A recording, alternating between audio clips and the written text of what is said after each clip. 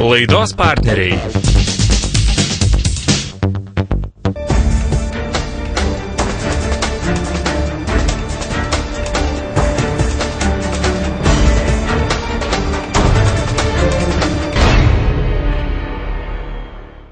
Labas rytas visiems, kurie žiūrite pramoginę sportinę laidą Teritorija. Kuo gali būti įdomus pomėgių pasaulis? Atsakymus visada rasite mūsų laidose. Mes stengiamės geriau pažinti mūsų herojus ir apie jų veiklą papasakoti plačiau. Išskirtinis Dakaro ralio dvelksmas ir įspūdžiai iš pirmų lūpų, nacionalinės medžioklės ypatumai bei susitikimas su tais, kurie pasirinko sportinio tobulėjimo kelią. 4 skirtingos teritorijos, kuriuose ribos be ribės. Pamatyk, sužinok, įvertink.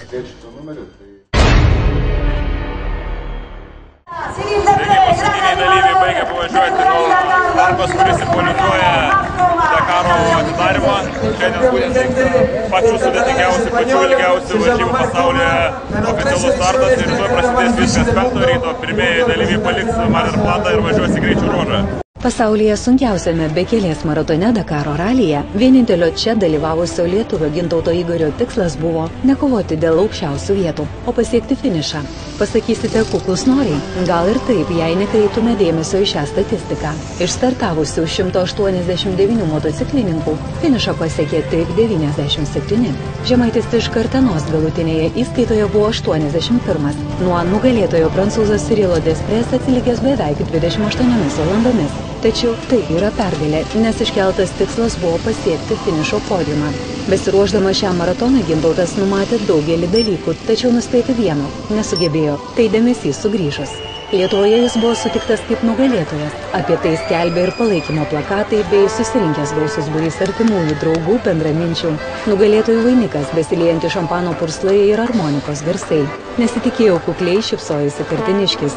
Tačiau nusikelkime ten, kur Dakaro dvasia dar netaušusi, nes kiekvienas iš ten dalyvavusiųjų vis dar gyvena prisiminimais. Netikri vyrai važiuoja į Dakarą, o tie, kurie moka važiuoti, tai Gintauto žodžiai, kurie gimė sunkiausiame dykumų maratone. Porą vyrukų iš Italijos, iš tikrųjų ir vienas paminėjo, sako, tai buvo pirmas greičio ruožas mano gyvenime ir pirmas mano ralis. Nepasakiau šiam nieko, pagalvojau, nebus čia paskutinis tavo greičio ruožas ir antram greičio ruožas iškrito iš tikrųjų. Tai iš tikrųjų tikras vyras, jis turi drąsos, bet techniškai iš tikrųjų nepasiruošęs ir aš manau, kad dalis žmonių važiuoja kaip į avantiūrą.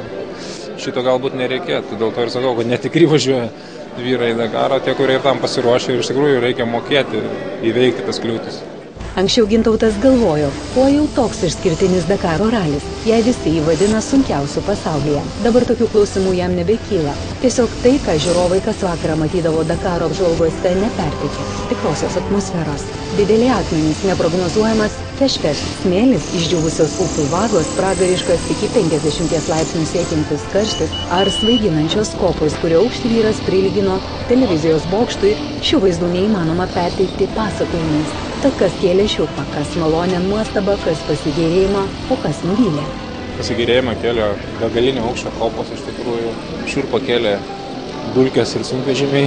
Nuvylė šiek tiek sirgaliai Peru, kurie iš tikrųjų stovi ekstremaliose vietose ir rodo, kad suk rankeną. Tai yra pavojinga vieta, iš tikrųjų, tai reikia rodyti, kad pristabdyk, o tau rodom atviršiai, kad tu dėdok. Tai tiesiog laukia visi, kol tu ten išsitekši ir visi, kaip sako, to vaizdą turbūt ištroškia, nežinau. Gintautą Igorį pažįstantys žmonės žino, kad jis visuose raliuose ištikimas Honda motociklams. Tačiau Dakare, kur teko įveikti net 8373 km, jis persėdo ant Yamaha. Su Franko Piko likimas suvedė iš tikrųjų. 19 Dakarų pravažiavęs ir sunkvežimiais, automobiliais ir kaip serviso asmo žmogus, kuris turi milžinišką patirtį, su kuriuo aš sutikau Italijai. Ir kažkaip sprendimas spontaniškai priėmiau, kuris visą gyvenimą dirbo su motociklu, man papasakojo, patikino, įtikino ir aš manau neapsirikau, dėl to pasirinkau Yamaha. Didelį ačiū norime pasakyti tiems, kurie pusę Dakaro ralio maratono keliavo paskui Gintautą, palaikė ir padėjo jam. Jų nuotaikingų pasakojimų tiesiai iš kovos lauko apie lietuvio Gintauto Igorio startą Dakaro ralyje, vidinę ralio virtuvę ir nuotykius laukė ko gero pusę Lietuvos. Trumpam reporteriais tapę Marius Ramanauskas, jis Gimarelis iš Utenos ir Mindaugas Lapšys, ne iš pasakojimų žinantis, koks iš tiesų tas Dakaro skonis, 2009 metais motociklų klasėje užėmęs 99 vietą. Ralio kilometrai driekėsi Argentinos, Šilės ir Peru teritorijomis, skirtingi reljefai, tačiau kiekvienos dienos maršruto pabaigoje sunkiausias desertas.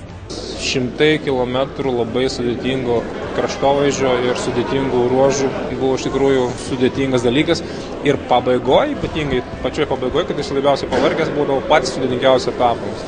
Dingstantis smėlis arba fešfešo ten 10 kilometrų, tai toksai tas buvo ralis. Gintautas prisipažino, kad buvo tikrai sunku ne tik fiziškai, neramino ir techniniai nesklandumai, kurių žinoma irgi buvo. Tačiau faktas tas, kad visa tai neužgožė iškeltų tikslų. Pradžia ir pabaiga paskutinis greičio ruožas suteikė didžiausio adrenalino. Ir pirmas buvo toksai nejaukus, ir paskutinis labai nejaukus, kadangi tu žinai, kad lygiai ir čia gali viskas pasibaigti, kuris buvo tarp labai sudėtingas. Buvo 30 km, bet jis buvo labai sudėtingas. Buvo daug fešfešo, buvo smėlio, buvo visko, buvo dulkių kalnai. Dar pasiėmiau kamerą filmavimui savo bėdai, kuri praleidžia dulkės iš tikrųjų. Tai paskutinis greičio ruožas buvo pilnas stresas. Dakarą laimi profesionalai, kurie yra tam specialiai ruošiami. Tai jų gyvenimas, jie treniruojasi ištisas dienas. Tačiau kaip važiuoti, kad pasiektum finišą, Gintas jau žino. Važiuoti arba važiuoti, kaip sakėt. Lėkti arba lėkti? Lėkti ne, bet per lėtai lygiai taip pat blogai kaip ir lėkti. Tad ar vertėjo veltis į Dakaro avantiūrą ir ar yra noro ją dar kartą pakartoti? Pokalbio pabaigoje paklausėme Ginto. Jeigu pradėjai, reikia ir veltis ir pabaigti, iš tikrųjų kito principo negali būti. Pradėjai turi pabaigti. O dėl kito tai dar anksti galvoti, iš tikrųjų. Good morning, all hunters and drivers. Rubrikoje pramogos apie žmogaus ir gamtos susiliejimą. Garsus medžiotojas, bendrovės Oksalis direktorius Gytis Misiukevičius, draugus, bičiulius, užsienio verslo partnerius sukvietė į tradicinę kasmetinę medžioklę, kurios išskirtinumas šį kartą šunys. Juk skalikai buvo pirmieji šunys, kuriuos žmogus prisijaukino ir su jais ėjo į medžioklę. Lietuvoje su skalikais medžiojama jau seniai. Pagal rašytinius duomenis su jais medžiota jau 1566 metais. Lietuvių skalikai pati seniausia lietuviška medžioklė šunų veislė ir vienintelė, kuri registruota. Nedar legendos pasakoja, kad kažkada Lenkų kunigaikštis 10 baudžianikų davė, kad įsiveistų tą lietuvių skaliką pas save, parsivežtų medžioklėje.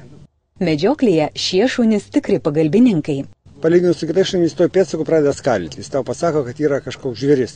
Jeigu smulkus žvėriukas, lapė, kiškis, stirna, tai yra skalimas plonas. Jeigu tik stambesnis šernas ar briedis, sakykime, yra, jau jo skalimas yra storesnis. Vis tą žvėrį panašiai 80-100 metrų priekį esantį jau skalėje. Ir kai atstumas žvėries ir šuns artėja, ar šuo, sakykime, artėja prie žvėries, jo balsas storėja ir jeigu, pavyzdžiui, eglinėlė sustoja šernas, jau skaliko balsas pasidaro, kaip, sakykime, vilkšnis kiemą saugo. Grubus, stiprus balsas, tai žinau, kai šuo įspaudė tą žvėrį į eglinėlį, jis laukia, kol medžiotas arba prieis, arba jis išvarys iš tą eglinėlio. Šios didžiosios medžioklės su varovais ir keturkojais draugais daugelis medžiotojų laukia kaip galimybę susitikti su gerais bičiuliais ir žinoma pabūti gamtoje, išgirsti bundantį mišką ir pamatyti jį su visais gyventojais. Kai matai apsnigto miško grožį, pajunti jėgų antplūdį. Susiliejęs su gamta, turi galimybę pailsėti ir netrukdomai pabūti su savo mintimis. Tai tarsi meditacija, kai lauki, kol link tavęs atgins žvėrį. Medžioklė tai ir graži šventė, kurioje persipina originalios tradicijos, todėl siekis sumedžioti žvėrį pereina į antrą planą.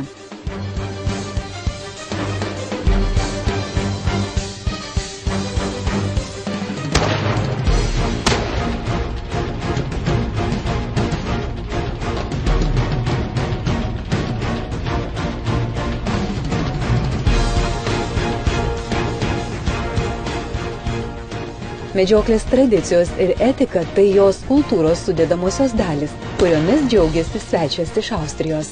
First of all, it's always a pleasure to visit Oksalis here in Lithuania. I like very much the tradition. They organize a hunting which is very, very traditional in the old style with dogs. Somebody's playing the horn with signals, and this is really a great time we are allowed to spend here with Oxalis, and I hope that we are invited next year again.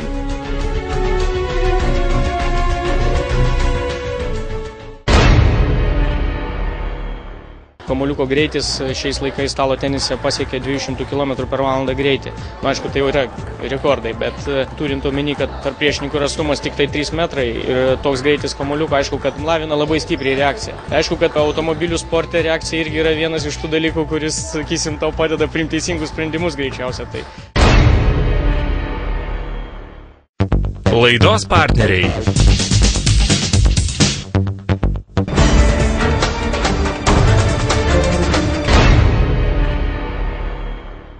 Sugrįžtame po reklamos ir toliau laidoje Teritorija tęsiame pasakojimą apie medžioklę su skalikais.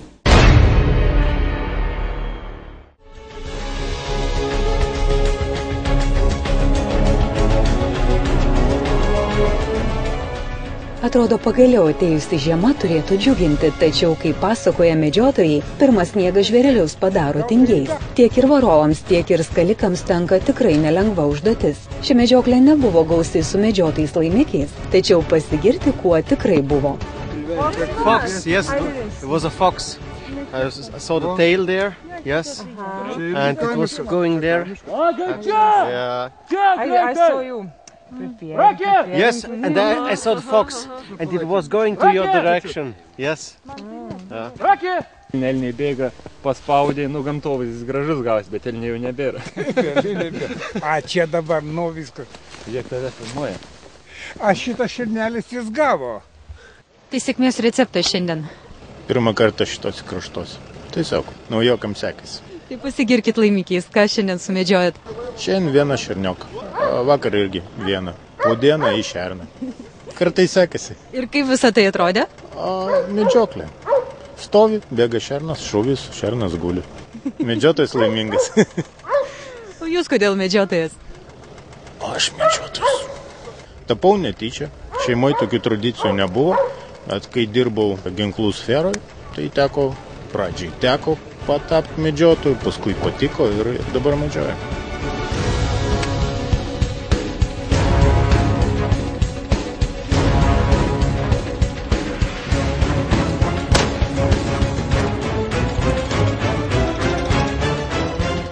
Medžioklė vertinama ne tik pagal sumedžiotų žvėrių kiekį, bet ir pagal tai, kaip jie buvo sumedžioti. Mat tikrieji medžiotojai laikosi tam tikros tvarkos tradicijų bei nepamiršta pagerbti sumedžioto žvėries. Diena medžioklėje prabėgo nepastebimai, juk laikas neprailgsta, kai gausu įspūdžių, patyrimų. Net ir tai, kad mūsų kūrybinė grupė nemedžiojo, o tik stebėjo, įspūdžių gavome į valias. Juk tai tas pomėgis, kuriame gali būti tiek aktyvus, tiek ir pasyvus dalyvis, nes vis tiek patirsi tai, kas vadinama nacionalinės medžioklės ypatumai.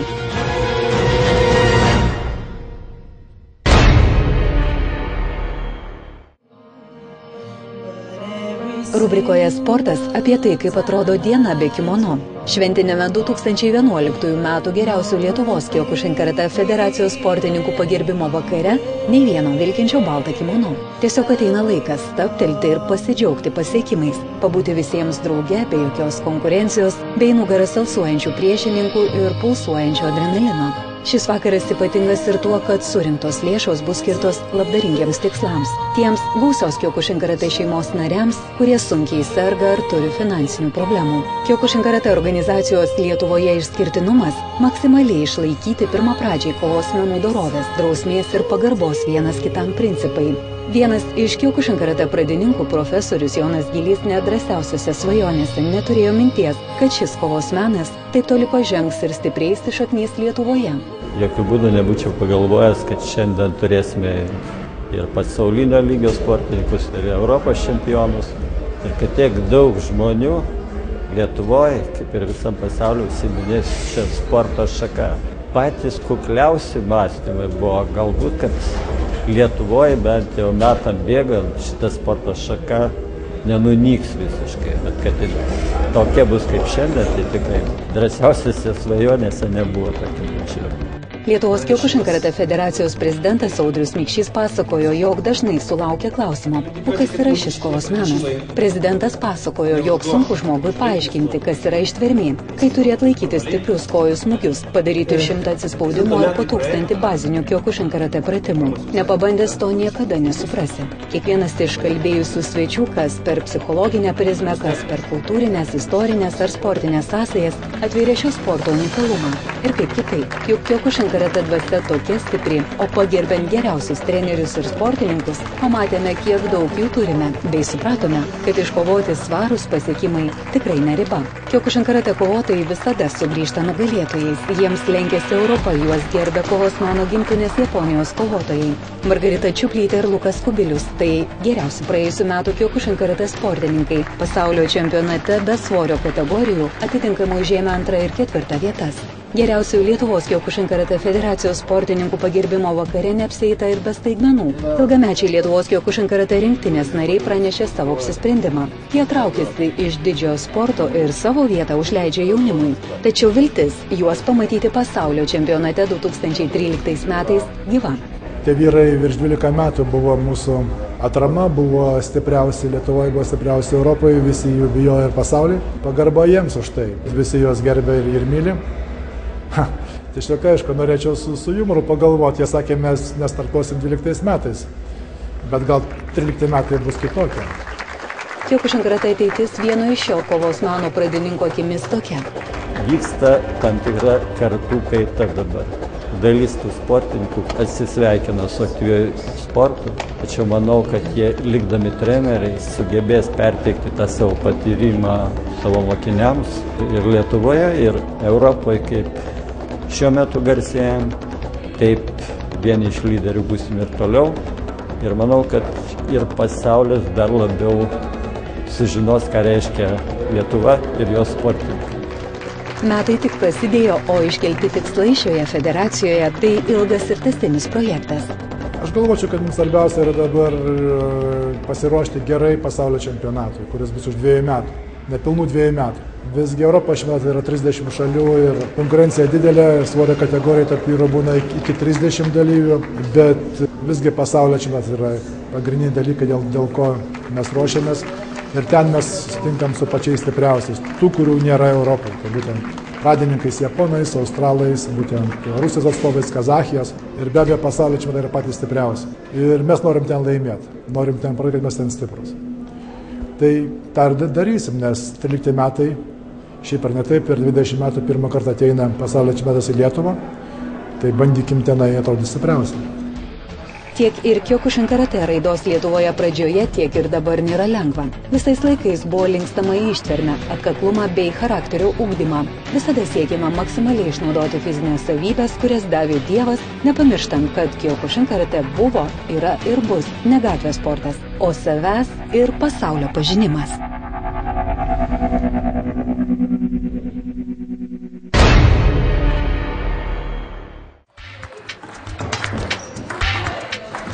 Ne vien rojaus obuoliukai gardus. Man kaip treneriui žengiančiam per lūžtančius ledus malonesni obuoliukai užauginti pragare. Taip sako garsus ne tik Lietuvoje stalo teniso spindulys. Sportininkas ir jau ne vieną dešimtmetį treneris. Vilniaus ping-pong klubo įkūrėjas Helmutas Lisinas. Sielą jau seniai šiai elegantiškai sporto šakai pardavęs vyras apie stalo tenisą žino viską ir dar daugiau. Meilė šiam sportui jį užvaldė dar ankstyvoje vaikystėje. Prie pat namų buvo klubas, mes jį džiunglėm vadinom, ten sueidavo miestelio vaikai prie vieno stalo. Pamenu, kad tas stalas buvo iš lentų sukaltas, vinis išlindę buvo, šalta, langų nebuvo, išdaužyti stiklai. Ir mes taip, kaip pasakyti, su pirštinėm žaidėm prie vieno stalo, eilutė būdavo tiesiog po 100 vaikų prie stalo, sunkus laikai. Šaltis, kamuoliukai trukinėdavo, bet tas noras, tas entuziazmas vaikiškas labai daug davė ateičiai gyvenimo tikslo siekimo. Gracingas, sportiškas, intensyvus, azartiškas – visi šie epitetai yra skirti stalo tenisui. Anglų aristokratai jį pradėjo žaisti dar 1890 metais, vėliau ir plačioji visuomenė. Dėl garso, kuris sukelia į stalą atsimušantis kamuoliukas, šis sportas buvo pavadintas ping-pong. 1936 metais Prahos konvencija pavadinimą pakeitė į stalo tenisą. Helmutas Lisinas visą laiką dirbo ir dirba nieko nekopijuodamas, o žaidėjams leidžia pasirinkti stilių. Man svarbiausia, kad mokinys techniškai atliktų judesius. Būti treneriu vyrui kur kas sunkiau nei žaidėjų.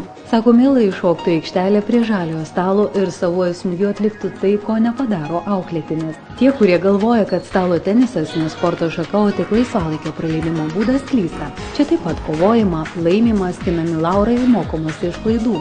Šiuolaikinis tenisas labai dinamiškas sportas ir įvardijamas kaip viena techniškiausių sporto šakų. Todėl Helmutui Lisinui rūpi perduoti meistriškumą ir svarbiausia duoti gerą pradžiamokslį.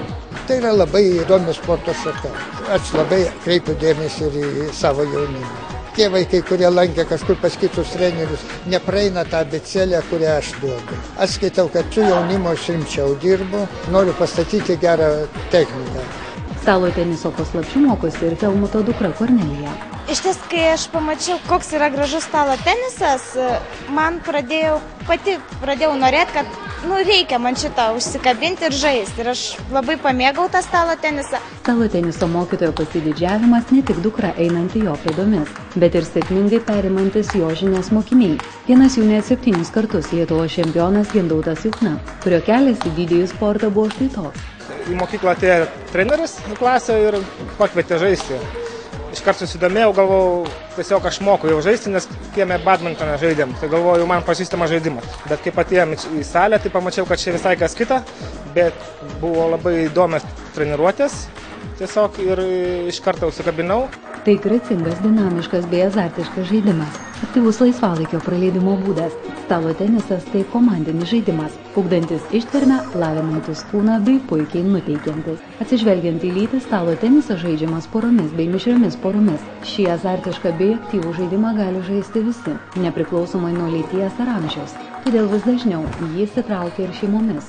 Kadangi amžiaus cenzų šiame žaidime sporte nėra, tad ir senelė atveda savo anūkus bei pratina prie aktyvaus gyvenimo būdo. Juk ne veltui sakoma, sveikame kūne sveika siela. Autosporto mylėtojams gerai pažįstamas Antanas Juknevičius stalo tenisui atidavė daug metų, kurie paliko ryškų pėdsaką tolimesniam jo tobulėjimui. Stalo tenisas netapo mano gal gyvenimo profesija, bet tie 12 metų, kuriuos aš žaidžiau stalo tenisą, tikrai padarė labai didelį įtaką. Tai, sakysim, pavyzdžiui, reakcijos prasme, aš žinau, kad tai yra viena sporto šakų labiausia lavinanti reakcija.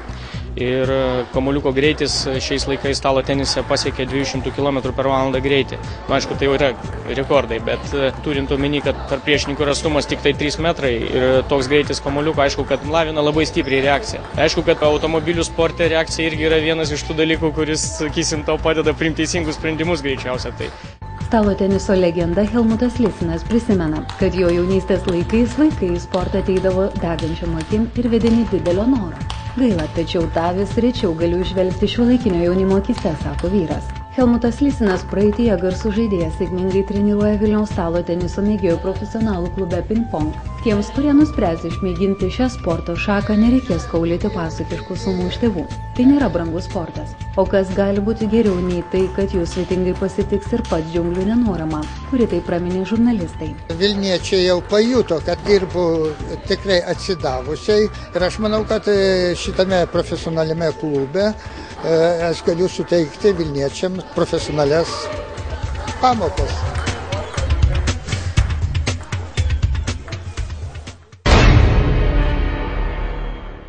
Dėkojame, kad buvote kartu. Mūsų laidą gyvai taip pat galite žiūrėti internete Lietuvos ryto televizijos portale tv.lrytas.lt.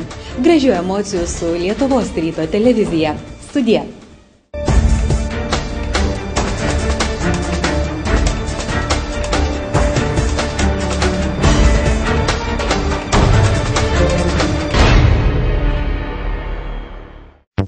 Laidos partneriai